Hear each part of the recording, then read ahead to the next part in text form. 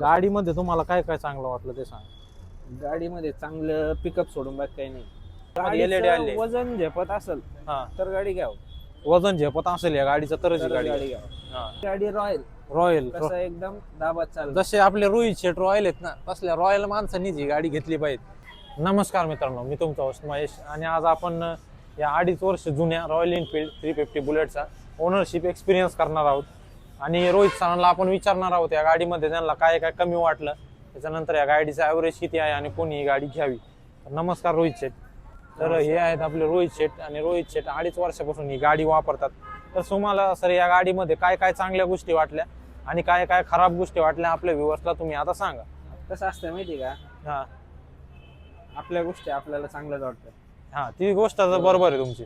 पण तसं जर तुमचं जेन्युइन रिव्ह्यू जर म्हटलं हा, तर 2-3 गोष्टीबद्दल बोलणं झालं आपलं. 2-3 हा. की एक तर तुमचं क्लचचं क्लचचं काय होतंय सर, आपल्याला पूर्ण एक्सप्लेन करून सांगा. क्लचचा विषय कसा आहे की क्लच थोडा जड जातो.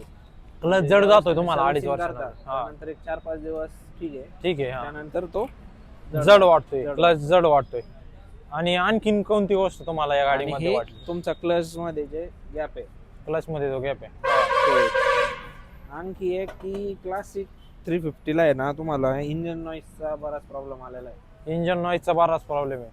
म्हणजे तुमच्या इंजिन मधूनच आवाज येतोय की तुम्हाला सायलेन्सरचा आवाज मागतोय? इंजिन स्टायपर्ड असतो का, हा, स्टायपर्डचा टक आवाज टक टक टक आवाज येतोय. आवाज हा येतो. हा हा. तर त्याच्यासाठी आपण गाडी कमीत कमी 2 महिने शोरूमला लावलेली शोरूमला लावली होती तुम्ही? लावलेली होती. हा तर त्यांनी पूर्ण वरचं हेडचं काम करून हा. आतलं ते जे असतं ते पार्ट बदलून ते पूर्ण आवाज बंद करून दिला. हा हा.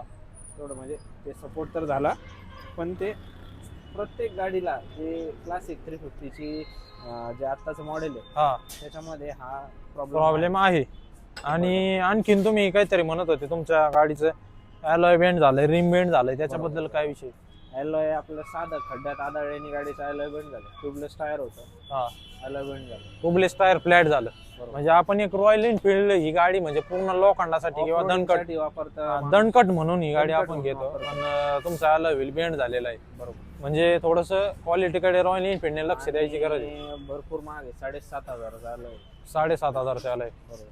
थोडं मोठ्याने बोला ना तुम्ही. हा, बरं. आणि आणखीन सर काय वाटलं तुम्हाला या गाडीमध्ये?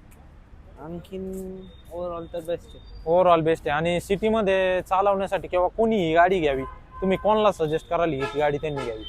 गाडी ज्या त्याचं काय पेट्रोल मेंटेनन्स अफोर्ड करू शकतो त्यांनी, कारण की 30च्या वरचा काय मायलेजचा विषय येत नाही. 30च्या वर ॲव्हरेज देणार गाडी नाही. तुम्ही कधी टाकी फुल केली कधी संपली हे तुम्हालाच आपल्याला कळणार कळत नाही. हा, हा, हा. नाही. बरोबर. आणि वजनाचं तुम्ही काहीतरी म्हणत होते, वजनाचं काय? वजनाचा विषय असा आहे की साधारणतः सगळ्यांनाच वजन झेपत नाही. सगळ्यांना बरोबर ज्याला आहे. वजन हा. झेपतं त्यांनीच गाडी घ्यावी. हा हा. आणि तुम्हाला या गाडीबद्दल करा ना ऑनलाईन, देईन ना तो. तुम्हाला या गाडीबद्दल कोणत्या चांगल्या गोष्टी वाटल्या, कोणते फॅक्टर तुम्हाला चांगले वाटले?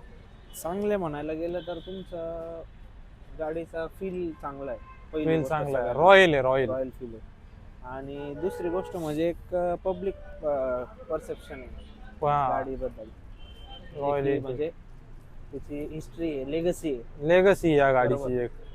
आणि दुसरं जर बघायला गेलं तर पूर्ण मेटल बॉडी असल्यामुळे तुम्हाला डॅमेज नाही कधी काय. हा, म्हणजे कधी थोडंफार काही झालं तर तुम्हाला जास्त काही डॅमेज येत नाही. जास्त म्हणजे तुम्ही जर चुकून तुमचा अपघात न हो, पण जर झालाच तर तुम्हाला जास्त त्याने प्रॉब्लेम होत नाही, डॅमेज होत नाही गाडी. आणि गाडीचं जे बॅलन्स म्हणा किंवा तुमचं ब्रेकिंग म्हणा, हा त्याच्यामुळे तुम्हाला एक कॉन्फिडन्स येतो. हा म्हणजे तुम्ही गाडी किती पळवा किती काही करा, तुम्हाला कॉन्फिडन्स असतो की गाडी आपली कंट्रोल होणार आहे. हा हा आणि कसं बरेच व्हिडिओ आपण बघतो हा हा की गाडी ब्रेक दाबला आणि व्हायबल होऊन स्पीड हा हा हा. तर आजपर्यंत मला तर कधी असा एक्सपिरियन्स आला नाही. किंवा तुम्ही किती स्पीडनी फार 90, 80, 100च्या स्पीडनी जरी ब्रेकिंग केली तरी गाडी आजपर्यंत व्हायबल कधी झाली? व्हायबल जाईल नाही गाडी. कधीच नाही. आणि सर तुम्ही किती चालवली गाडी?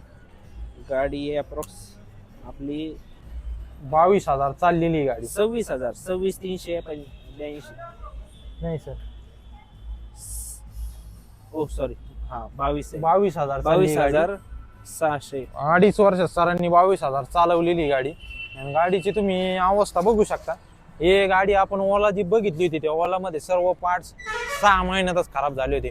पण या गाडीची जी मजबूती आहे ना ती कधीच खराब होऊ शकत नाही. तुम्ही किती रफ अँड टफ वापर करा, ही म्हणजे टू व्हीलर म्हणजे क्षेत्रातील सुका पाटील जशी आणली ना हा त्याच्यात 1 रुपयाचाही खर्च केलेला नाही. इतरत्र म्हणजे सर्व्हिस ऑइल सोडून बाकी हा. काहीच करत नाही. बाकीचा काहीच खर्च केलेला नाही. आणि तुम्हाला फक्त ब्रेक पॅड किंवा मग जे रनिंग आयटम आहे तेवढाच खर्च आहे. बाकी चेन क्लीनर वगैरे त्याचा खर्च आहे बाकी. आणि तुम्ही काय सांगाल म्हणजे ट्रॅफिक मध्ये ही गाडी जी मनोरिंग करतो आपण इकडे तिकडे वळवतो तर या गाडीचा जो टर्निंग रेडियस आहे तो एकदम पण okay, चांगला आहे. काहीच problem आपल्या ज्या स्पोर्ट बाईक आहे त्यांचे हँडल जास्त वळत नाही त्याच्यामुळे देखील प्रॉब्लेम पिकअप मुळे तुम्हाला ट्रॅफिक मध्ये भरपूर मदत होते. हा नाही तर बाकी गाडी तुम्हाला पिकअप घेऊस तर बाकीचे साईडचं बाकीचे पुढे निघून जाते. बरोबर आहे.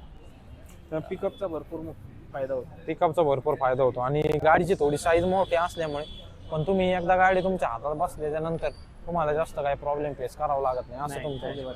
आता तुमच्या हातात ही गाडी बसली त्याच्यामुळे तुम्हाला या गाडीबद्दल काही जास्त वाटणार नसतं. आणि गाडीची स्विचची जी क्वालिटी आहे ना ती देखील आज एकदम ओके.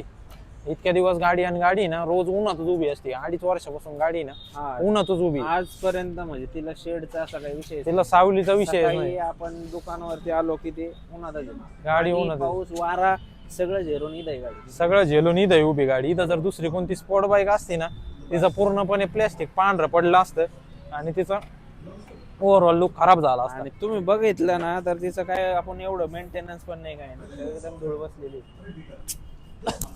एकदम मेंटेनन्स नाही गाडीचा पण तरी देखील गाडी वेळेवर Condition एक number. कंडिशन एक नंबर आहे. वेळेवरती गाडी सर्व्हिस होते. त्याच्यानंतर गाडीचं जे रखरखाव आहे तो गाडीचा चालूच असतो. आपण एकदा 360 बघून घेऊ गाडी कशी दिसते काय झालेलं आहे गाडीमध्ये नेमकं.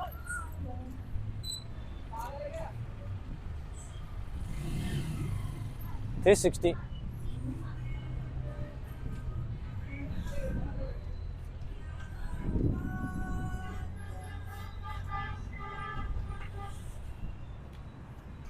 तर हा होता रॉयल एनफील्ड 350चा बुलेटचा 2.5 वर्षाचा अनुभव.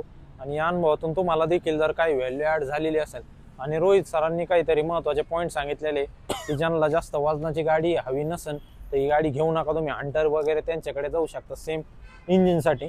आणि तुम्हाला ही गाडी हंटरला वजन एवढंच आहे.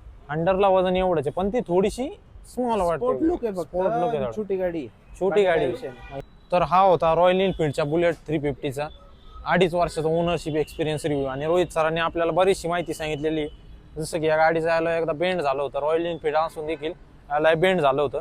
त्याच्यानंतर बाकी काही जास्त मेजर प्रॉब्लेम या गाडीमध्ये अलॉयवरती काम करायची गरज आहे. अलॉयवरती काम करायची रॉयल एनफील्डला गरज आहे. त्यांचं थोडीशी रगेडनेस वाढवावी रॉयल एनफील्डने. ते जर आपला व्हिडिओ रिव्ह्यू हा बघत असतील तर तुम्ही तुमचं थोडंसं अलॉयची बिल्ड क्वालिटी वाढवा. आणि त्याच्यानंतर बाकीचा काय मेजर इश्यू या गाडीमध्ये आलेला नाही. तुम्हाला या व्हिडिओतून जर काही व्हॅल्यू ॲड झाली असेल तर DDIS मराठीला तुम्ही सबस्क्राईब करू शकता. आणि आपण असं कॉन्टेंट तयार करायला बरीचशी मेहनत घेतोय. बऱ्याचशा अडचणीचा सामना करावा लागतोय. आवाज त्याच्यानंतर मध्ये कोणी येतंय बऱ्याचशा गोष्टी असतात. त्याच्यानंतर गाडी देखील अवेलेबल नसते.